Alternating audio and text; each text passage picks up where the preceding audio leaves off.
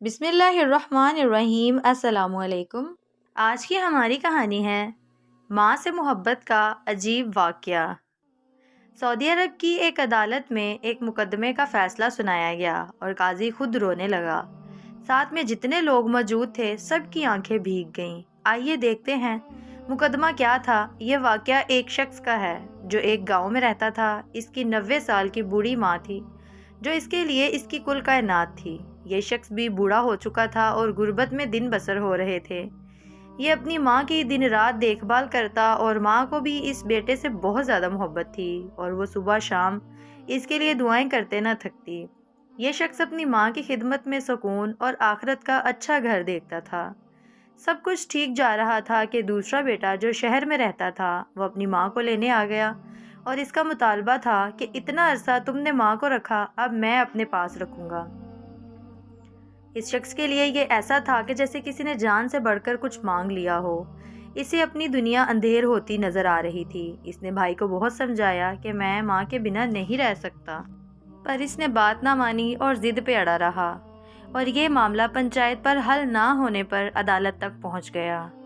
قاضی نے پہلے تو کوشش کی کہ دونوں کے بیچ صلح ہو جائے، پر ایسا نہ ہوا تو قاضی نے ماں کو عدالت میں لانے کو کہا اور جب اسے لایا گیا تو قاضی نے اس سے پوچھا کہ آپ کو کس کے ساتھ رہنا ہے۔ وہ بوڑھی ماں اپنے دامن سے آنکھوں کو خشک کر کے کہنے لگی کہ میرے لیے یہ فیصلہ کرنا دشوار ہے۔ یہ دونوں بیٹے میری دو آنکھیں ہیں اور کیسے میں ایک بچے کے حق میں دوسرے کے خلاف فیصلہ کر سکتی ہوں؟ میرے لیے دونوں برابر ہیں۔ قاضی نے اس شخص کی مالی حالت کمزور اور اس کے بھائی کی حالت اور خوشحالی کے اسباب کو دیکھتے ہوئے چھوٹے بھائی کے حق میں فیصلہ سنا دیا۔ قاضی کے فیصلہ سناتے ہی وہ شخص دردناک چیخوں کے ساتھ رونے لگا اور عدالت اس کی آواز سے گونج اٹھی۔ اس کے بلک بلک کے رونے سے قاضی صاحب اور کمرے میں موجود لوگ بھی آنسوؤں کو روک نہ سکے۔ قاضی صاحب روتے ہوئے کرسی سے اٹھ گئے اور کمرے کے لوگ اس شخص کو گلے لگا کر روئے۔ جب اس شخص نے اپنی ماں کے قدموں کو بوسہ دیتے ہوئے رخصت ہونے کی اجازت چاہی تو چھوٹے بھائی کی بھی چیخیں نکل گئیں۔ یہ واقعہ پڑھ کر غور کریں کہ جن بوڑھی ماؤں کو اولڈ ہاؤس وغیرہ میں چھوڑ دیا جاتا ہے یا انہیں الگ کر دیا جاتا ہے، اگر انہوں نے یہ پڑھ لیا تو ان پر کیا گزرے گی۔